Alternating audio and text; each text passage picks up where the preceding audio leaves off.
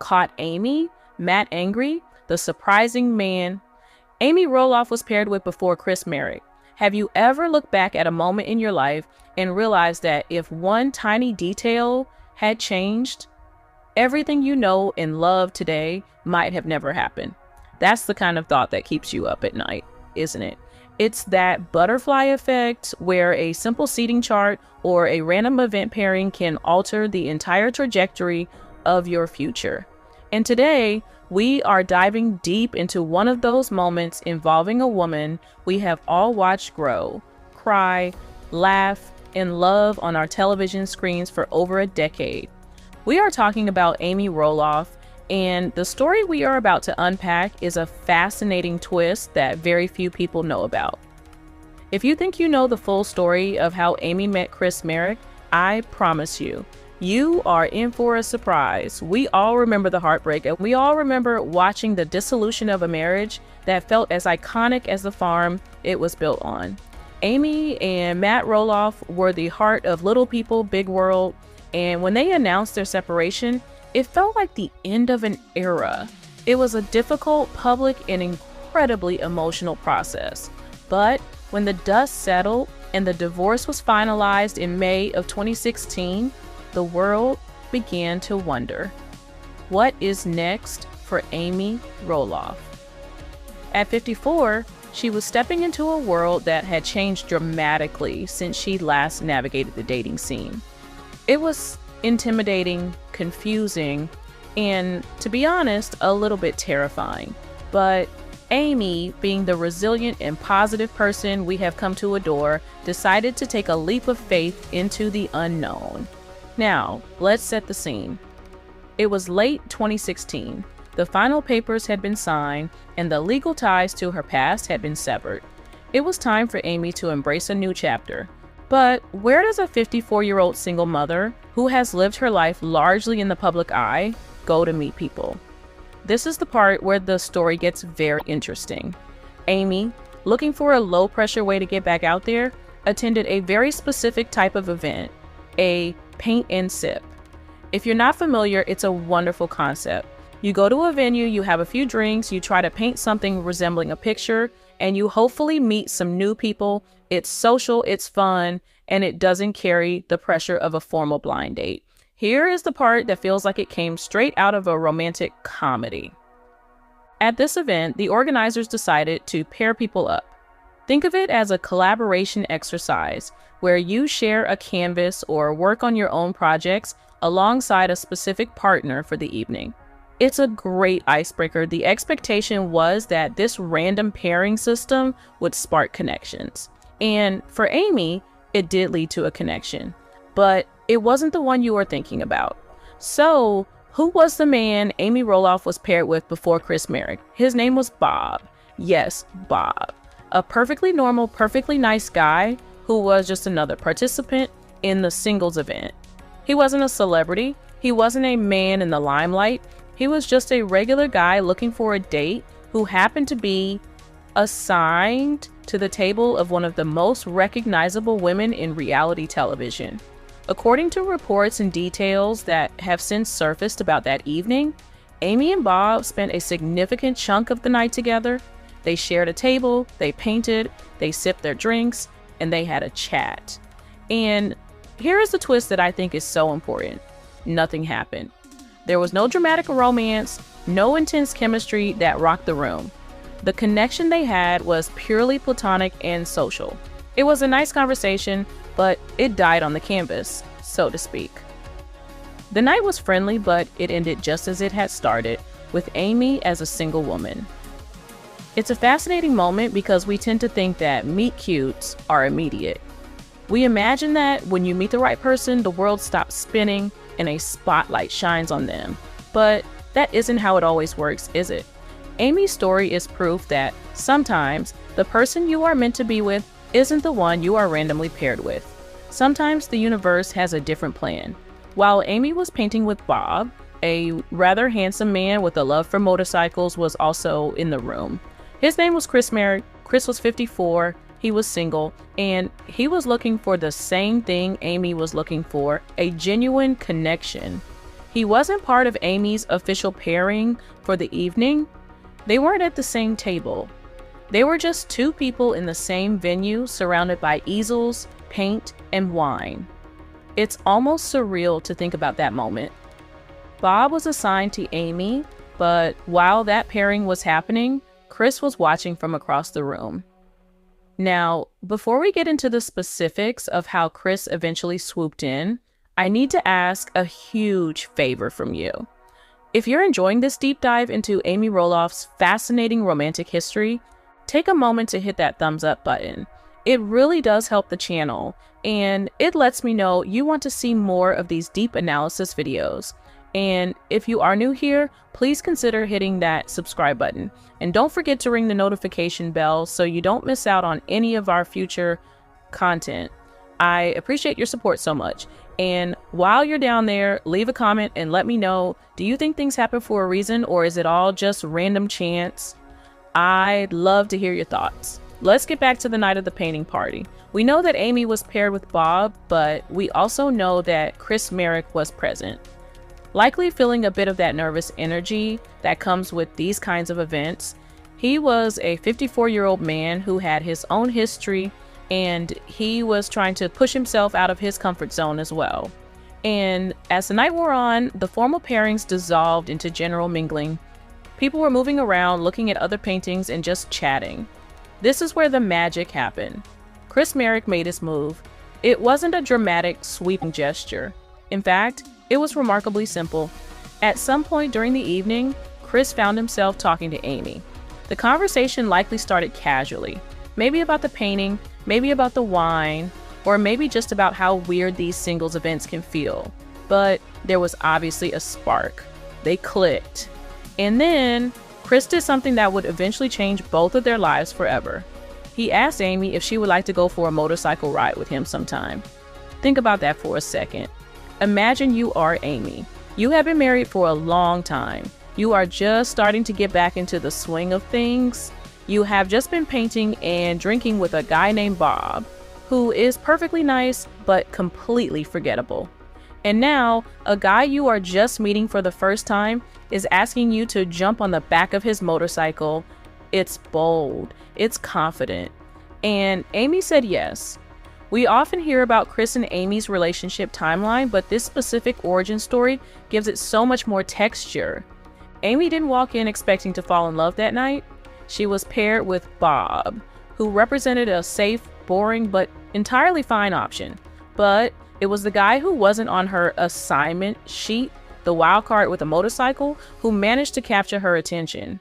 That decision to say yes to that ride changed everything. Their journey from that first motorcycle ride to the altar is a slow burn, and in many ways, it is exactly what Amy needed after the chaos of her public divorce. Let's look at the timeline. At the end of 2016, they met. But they didn't become Chris and Amy overnight. They spent a significant amount of time in 2017 getting to know each other. They were traveling all over the place, taking road trips through Oregon, Washington, and even up into British Columbia. They were enjoying the early stages of a relationship away from the reality TV cameras as much as possible. They were building a foundation. The public didn't really get a massive glimpse into their relationship until the fall of 2017 during pumpkin season at Roloff Farms. That was the first time we saw them really together in the context of the show. And then on December 3rd, 2017, Chris made it official in a rather memorable way. He took to Facebook to update his relationship status. For a guy who seemed so private, this was a huge step. He announced that he was officially retiring his player badge. It was a funny, lighthearted way to tell the world that he was off the market and that Amy Roloff was his girl. For fans of Amy, this was a huge relief. It felt like she had finally found a man who was stable, secure, and ready to build a life with her. But the journey to marriage was a long one. We are talking about 2 years of dating. Chris proposed in September 2019. If you remember, it was a gorgeous private moment. He had set up a romantic scene, and he got down on one knee and asked her to marry him. And she said yes. The whole world rejoiced for them. But Even then, the wedding didn't happen right away. We were all expecting a wedding in 2020, but we all know how that turned out. The COVID-19 pandemic threw a wrench into everything. The wedding had to be postponed. I remember thinking, these two have waited so long for this, and now they have to wait even longer? But, it gave them more time to plan, and honestly, I think it just made the wedding day that much sweeter. Finally, on August 28, 2021, the day arrived. They got married at Roloff Farms in front of about 146 of their closest family and friends. It was a beautiful, emotional ceremony. There was an original song written by Chris's best man, Rick Hinks, called Heart to Heart. It was so deeply personal. Amy looked absolutely stunning in a gown from Justin Alexander's Sincerity collection. And they had a longtime friend, Michael Williams, officiate the ceremony. It was the perfect ending to the story that began so simply, with a random pairing that wasn't meant to be, and a motorcycle invitation that changed the course of destiny. So, let's talk about the title of this video and the idea that Matt was angry. There was a lot of talk at the time of the wedding, and even before, that Matt was having a hard time with Amy moving on. Obviously, it's a complicated feeling. When you share a history, a family, and a business for that long, seeing your ex-wife marry someone else is bound to stir up some emotions. Matt has his own relationship with his new wife, and he has claimed to be happy, but there is no doubt that the dynamic on the farm shifted dramatically. The anger or the jealousy might be an exaggeration for clickbait, but the feelings of awkwardness and adjustment were definitely real, especially considering Chris Merrick now lives on a farm that was once Matt and Amy's shared dream. It's a lot of complex emotions to unpack, but at the end of the day, Amy and Chris have built a life that makes them incredibly happy, and that's what matters. When you look back at the entire journey, the most surprising part is how ordinary the beginning seemed. The universe put Bob in her path, and she talked to him. But the universe also put Chris in the room, and even though he wasn't her assigned partner, he approached her. It wasn't some grand elaborate scheme. It was just a man and a woman talking, and a man asking a woman if she wanted to go for a ride. I find this story incredibly inspiring because it reminds us that we shouldn't get discouraged by missed connections. Sometimes the thing we think is a dead end is actually just a detour on the way to our intended destination. Amy went into that night a single mother, nervous about dating after a divorce. She was paired with Bob, which was fine but forgettable. She left that night with the potential of a new love story that would eventually lead to her walking down the aisle. The guy who was assigned to her was a footnote. The guy who was just in the room became her husband. Think about that the next time you feel like your life isn't going according to plan. The detours, the random pairings, the bad dates. They might just be clearing the stage for the person you are actually supposed to meet. Amy and Chris's story is the perfect definition of "it happened when I wasn't looking." It's also a beautiful testament to second chances. Amy wasn't just looking for a new man, she was looking for a new life, a new identity. She went from Amy Roloff, Matt's wife, to Amy Roloff, the ex-wife, and now she is Amy Merrick, the happy wife. It took a couple of years, a lot of patience, and a global pandemic, but she got her happily ever after. And let's be real, we can see just how much she has changed and blossomed in this relationship. She seems lighter, more adventurous, and incredibly happy. Chris has brought out a side of her that was perhaps suppressed for a long time. They travel, they go on adventures, and they support each other in everything they do. He's embraced her family, her farm, and her life. It is the ultimate second chance love story. So, who was the surprising man Amy was paired with before Chris? It was Bob, a man who was probably very nice, but who simply wasn't the right puzzle piece. But because Chris was also in that room, because he took a chance, Amy found her forever. If you had to strip this story down to its core, it's a lesson in staying open to possibilities. If Amy had walked into that party with the sole focus of only talking to her assigned partner, she would have missed out on the love of her life. You have to be open to conversations with strangers, you have to be open to motorcycle rides, and you have to be open to getting your heart broken again. The greatest risk is often the greatest reward. As Amy and Chris continue to build their beautiful life together, it's incredible to think it all started with a paint and sip party and a road trip invitation. And as for Matt, I believe that while it may have been a challenging adjustment initially, seeing Amy genuinely happy likely helped heal whatever remained of their old dynamic. Life is funny that way. What seems like a shocking twist at first often becomes the most beautiful part of your story. Now, I want to take a step back and look at this from a slightly different angle because I think there's a deeper layer to this story that a lot of people miss. We often focus on the romance, the paint and sip, the motorcycle ride, the proposal, the wedding. But what about the psychology of it all? What was going on inside Amy's head during those early days of dating? And what does this story tell us about human connection in general? Let's be honest, walking into a singles event at 54 after spending most of your adult life married to the same person is terrifying. It's not just about the fear of rejection, it's about the fear of the unknown.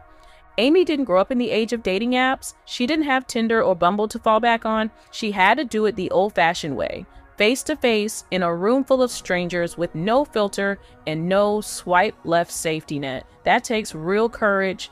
And I think we often underestimate just how brave she had to be in that moment. When she was paired with Bob, I imagined there was a sense of relief. Here was a safe, uncomplicated person to talk to. There was no pressure to impress him, no anxiety about whether this would lead anywhere. It was just two adults having a conversation over paint and wine. That kind of low-stakes interaction is exactly what someone in Amy's position needed. It was a warm-up, it was practice. It was a reminder that she could still connect with people, even if that connection wasn't romantic. But then Chris entered the picture. And here's where things get really interesting from a psychological perspective. Chris wasn't her assigned partner. He wasn't part of the structured activity. He was a wild card. And when you're someone like Amy, who had just gone through a very public, very structured divorce, the idea of a wild card is both exciting and terrifying. There's a reason she said yes to that motorcycle ride. It wasn't just because Chris was charming. It was because deep down, Amy was ready for something unpredictable.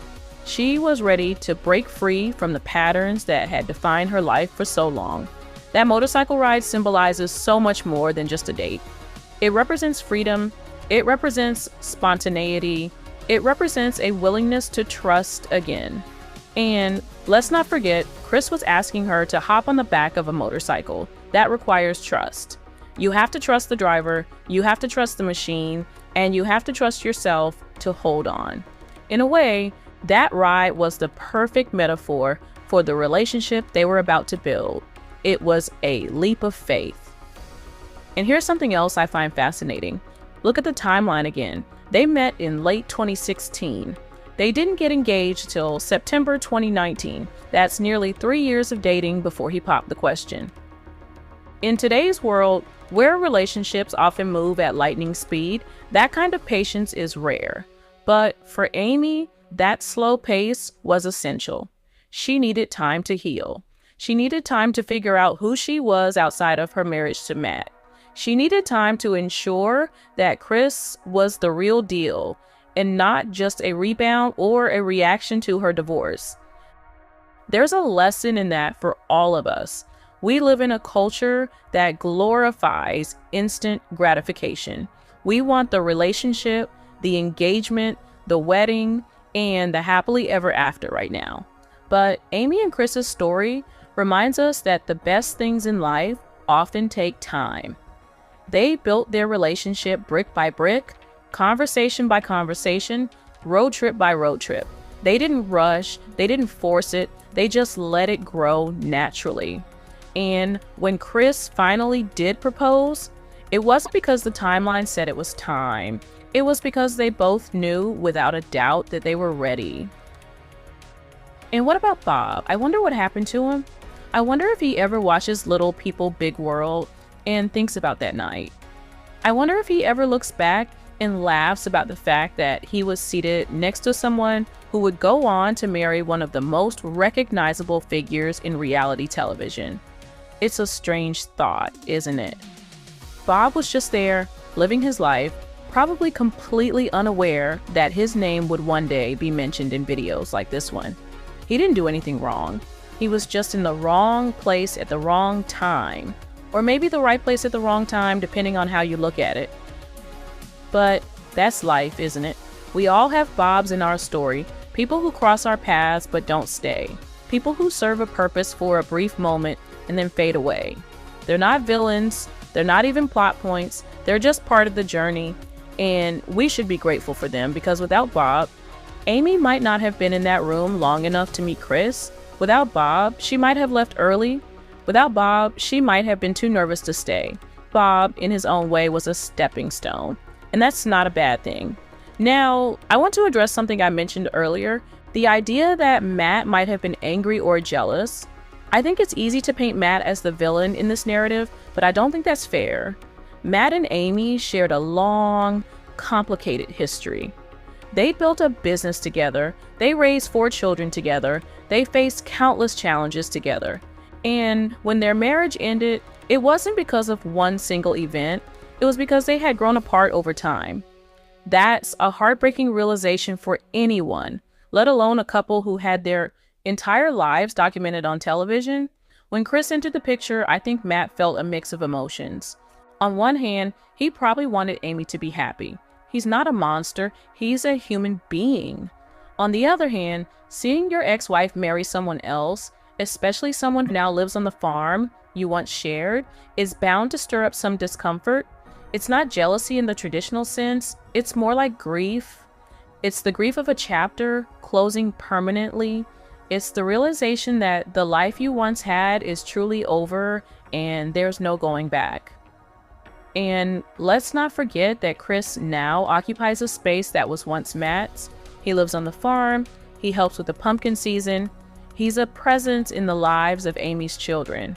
That has to be strange for Matt, even if he's genuinely happy for them. It's a reminder that time moves forward, whether we're ready for it or not. So, when we talk about Matt being angry, I think we're oversimplifying a very complex emotional landscape. It's not anger, it's adjustment, and adjustment takes time. But here's the thing about Amy and Chris, they didn't let the awkwardness or the outside noise affect their relationship. They focused on each other. They focused on building a life that worked for them. They didn't seek approval from anyone. They didn't ask for permission. They just did what felt right. And that, to me, is the mark of a truly strong relationship. When you can block out the noise and stay focused on the person you love, you've already won. I also want to talk about the wedding itself because I think it's worth revisiting. August 28, 2021, Roloff Farms, 146 guests, an original song written by Chris's best man, a stunning gown from Justin Alexander's Sincerity collection. It was everything Amy had dreamed of and more. But what made it so special wasn't the venue or the dress or the decorations. It was the fact that it represented hope, it represented new beginnings, it represented the idea that love doesn't have an expiration date. You can find love at 20, 30, 40, 50, or 60. Age is irrelevant. What matters is your willingness to be vulnerable and your willingness to take a chance. And that's the real takeaway from this entire story. Amy Roloff didn't let her divorce define her. She didn't let her age define her. She didn't let the opinions of others define her. She stepped into that paint and sip event with an open heart and an open mind, and she walked out with the love of her life. That's not a fairy tale, that's real life, and it's happening all around us every single day. So the next time you feel like giving up on love, remember Amy. Remember that she was paired with Bob and that nothing came of it. Remember that Chris was just another face in the crowd until he wasn't. Remember that sometimes the best things in life happen when you least expect them. And most importantly, remember that it's never too late to start over. Thank you for sticking with me through this deep dive. If you made it this far, you're a true fan, and I appreciate you more than you know. Don't forget to like, subscribe, and hit that notification bell so you never miss a video. And as always, drop a comment below. What's your favorite moment from Amy and Chris's love story? I'd love to hear your thoughts. I'll see you in the next one. Take care of yourselves and keep believing in second chances.